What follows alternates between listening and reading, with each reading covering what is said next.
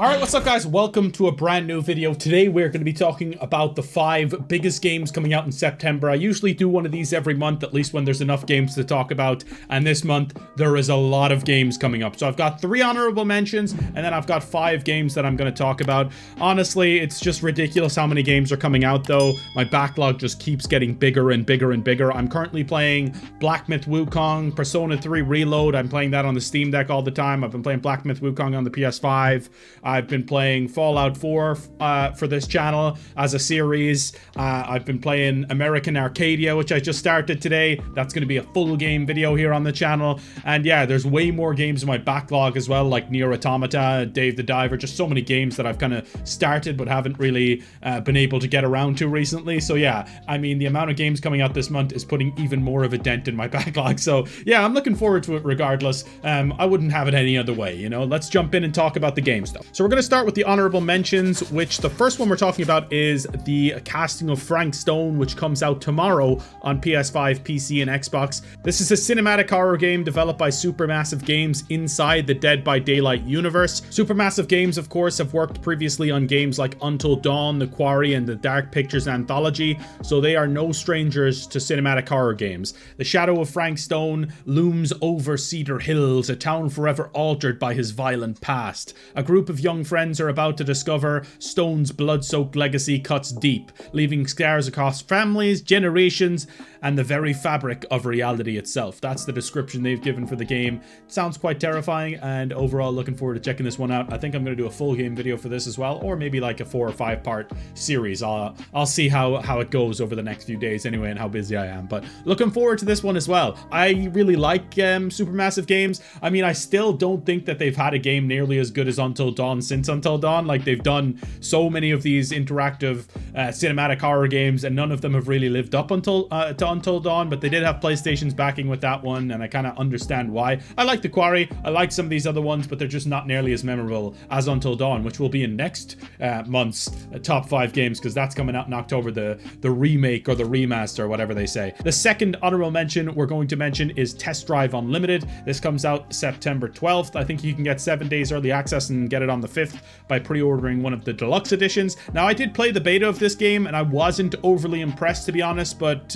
hopefully they've made some progress since. It wasn't really that I wasn't impressed with the game. It's an open world kind of racing game. It was just like the performance and stuff wasn't great. It just seemed like it wasn't really ready for launch, but we'll see if they've got the build running a little bit smoother, and hopefully so, because I do think it has potential for sure. Now, the last honorable mention I'm going to mention is Dead Rising Deluxe Remaster, which comes out September 19th. I've never actually played Dead Rising, so I guess this is a good time to check it out for the first time. They describe this as more than just a remaster. This deluxe remaster is a full graphical overhaul of the first game in zombie slaughtering action game series Dead Rising.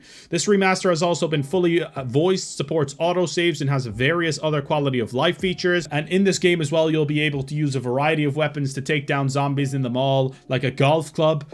You can even kick a football off them, / a soccer ball, just kick it off them and damage them. And you can also just swing around cactus plants and take them out that way. It's pretty hilarious stuff overall from what I've seen, and it should be a fun time, especially seeing as I've never really gotten into this franchise at all, so maybe it'll be something new for me, and you guys will be interested in watching me do a couple gameplay videos of that or something. But anyway, without further ado, let's get into the top 5 here. The top 5 games for September that I'm most excited about. Now, number 1 is coming out tomorrow. This is Harry Potter Quidditch Champions. So this is coming out the same day as the casting of Frank Stone, and I think this one will be out earlier in the morning at least, so I'll be able to play this before jumping into the casting of Frank Stone a little bit later on. So yeah, Hogwarts Legacy was missing Quidditch as it was shut down during the school year, and this right here is the reason why, basically. I mean, it's pretty clear that they weren't allowed to put Quidditch in their game because there was its very own Quidditch game coming later in the year. I mean, it's not from the same studio, and that's why I was kind of hesitant on this, because I feel like the team making Hogwarts Legacy deserved to kind of have been allowed to just include Quidditch. But after seeing the recent gameplay video, I actually do think this game looks pretty good. There'll be single player, co-op, and multiplayer involved involved in this game. And also they mentioned in the gameplay trailer that there's going to be 0 microtransactions, which the fact that that's even like a selling point that you have to include in your trailers nowadays is kind of crazy. But that's the world we live in. It's still a good thing, don't get me wrong. The career also seems pretty in-depth with lots of characters, customizations, and skills. You'll be able to play as any one of the 4 houses, of course, and you'll be able to play as some classic Harry Potter characters like Harry Potter himself and Draco Malfoy as well. But yeah, the career mode, I thought the way they showed it in the gameplay trailer looked really cool, and the fact that you can play online with friends and do co-op and stuff like that is pretty enticing as well. So looking forward to this game coming out tomorrow. Let me know if you're going to pick this one up, because Harry Potter obviously is one of the biggest franchises in the world, so it's kind of weird that I haven't really seen a lot of hype for this game, but I guess it's kind of unique. Even my editor was saying this. It's kind of unique in that it's a sports game, but also a Harry Potter game. Like, so you'll have the kind of typical Harry Potter fans that will be interested, but maybe not the casual fans that would have been interested in Hogwarts Legacy. But anyway, let's move on to the next game. This is probably the one, I can't lie, that I'm most excited about this month. And I know it might seem silly, but it's Astrobot. This game's coming out September 6th, and just hell yeah, baby. I'm excited about this one. The first Astrobot on PS5 was basically like a glorified tech demo for the console, but I really saw the vision back then even. It was still awesome and showed huge potential for a full game, and that's exactly what we're getting here.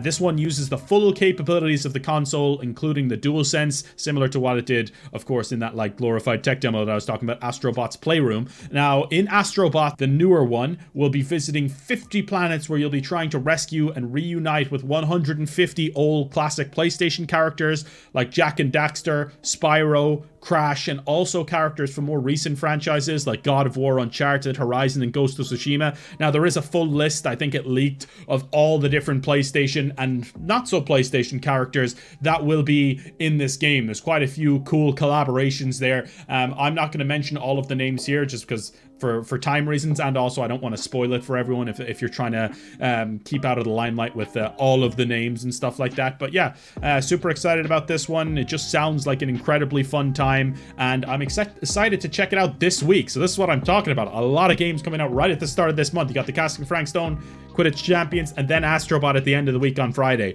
So yeah, super excited, but we'll see if this one lives up to the hype that I'm putting on it. I don't know, I'm just really excited about it. So anyway, let's move on to number 3, which is Warhammer 40k Space Marine 2. This comes out September 9th, just 3 days after Astrobot. So again, they're just stacking up, and this is one that I'm really excited about as well. This game looks great, and I've actually played a couple hours of the preview build, and it feels great to play too. So this is up to 3-player co-op and Gears of War style third-person shooter / hack and slash game. Now, the battles do get absolutely chaotic in this game with how many enemies are around. Sometimes there'll literally be hundreds of them on screen, and when I was playing on PC, I was having a few issues, but I hadn't upgraded my GPU at that point, so maybe that's why. It was just kind of crazy, and I was having some issues when there was like 100 enemies on screen, a little bit of lag and stuff like that. But overall, really enjoyed the game and looking forward to seeing how it plays out. The battles are going to be crazy in co-op, there's no doubt about that. Now, there is 6 different classes with unique skills that you can use: Tactical, Assault, Vanguard, Bulwark, Sniper, and Heavy. And obviously, if you're doing co-op, you'll want to be kind of picking a few that will help you out in different situations with different type of unique skills and stuff like that. So Warhammer 40k Space Marine 2 comes out pretty soon, and I'm excited for it. Let me know if you're going to be picking this one up, and if you're going to be playing with friends, because that's the best way to play this game, I think. Anyway, let's move on to number 4, is EAFC 25. This comes out September 20th, the day after the Dead Rising Deluxe remaster. Now, there's a lot of new career mode stuff, which is generally what I'm interested in this game, because I don't really play like Ultimate Team or anything like that. But yeah, live points is a new thing in career mode, which lets you like take over in the middle of a season if you so please. Like if you're trying to do like a specific match and kind of just for that moment in the Premier League or something like that, you can do that. There's also female career modes now. There's been an overhaul to the Youth Academy with youth players now looking younger, and you will be able to see them physically grow during their development in the Youth Academy as well. Because this is something like when I was doing like the Youth Academy and stuff like that, there would be like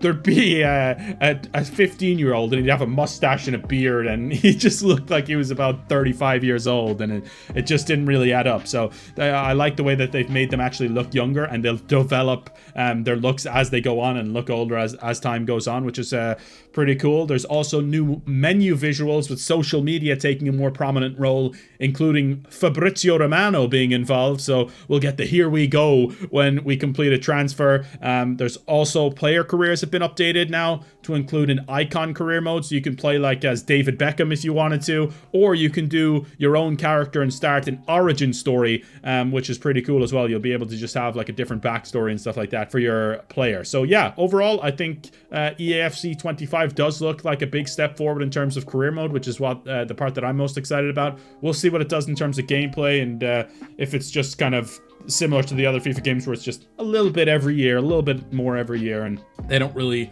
overhaul it too much. But anyway, let's move on to the last game. Game number 5, Greedfall 2, The Dying World, is coming into early access September 24th. Really excited about Greedfall 2. Now, I'm not sure if I'm going to play it like immediately when it comes out in early access. I usually like to wait until the full release, but I might have to just check it out for a couple hours at least. Now, this is going into early access on Steam on the 24th, as I mentioned. So the first Greedfall I actually thought was good. I just thought it was a little bit janky, and I eventually fell off it by playing other stuff. So yeah, I didn't really like fully get into it, but I did enjoy what I played of it, and it had that kind of Dragon Age Origins RPG feel, and I love that kind of stuff. So yeah, the second game is hopefully going to evolve on that. The early access thing does concern me a bit, but I guess it's a good way to iron out the bugs that the first game had.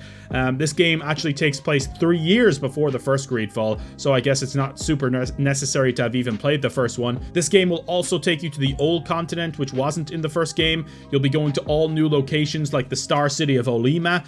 You'll also have companions you can control in battle akin to the Dragon Age games, which is pretty exciting. You'll be able to like actually control them in battle now, which I like. Overall, yeah, looking forward to this one. Not sure, as I said, whether I'll check it out this month or wait for the full release, but either way, excited for Greedfall 2. Let me know if you played the first one and if you plan on playing the second one. I really hope it's good, because I have a lot of desire for this game to be good. Just, I think it has a lot of potential, this world, so we'll see. Anyway, thanks for watching, guys. That's going to be my 5 most anticipated games. I feel like I sped run through that. I was talking really fast. I apologize if I was rambling a little bit, but just really excited about the games that are coming out this month. And October, it doesn't slow down, so I don't think it slows down for the rest of the year, to be quite perfectly honest with you. There's going to be game after game after game after game, but you know what? That'll keep us busy, and I'm looking forward to it. So thanks for watching. Really appreciate it. Make sure to drop a like. It's the best way to let me know you enjoy this content and want to see these videos every month. And of course, check out my gameplay videos. So they'll be somewhere up on the screen right now if you want to check it out. I recently played Squirrel with a Gun. I played Death Sprint, and I'm currently playing, as I said, Fallout, Tomb Raider, quite a few other games as well. So yeah, thanks for watching. See you next time. It's been a pleasure to serve you. Peace out, friends.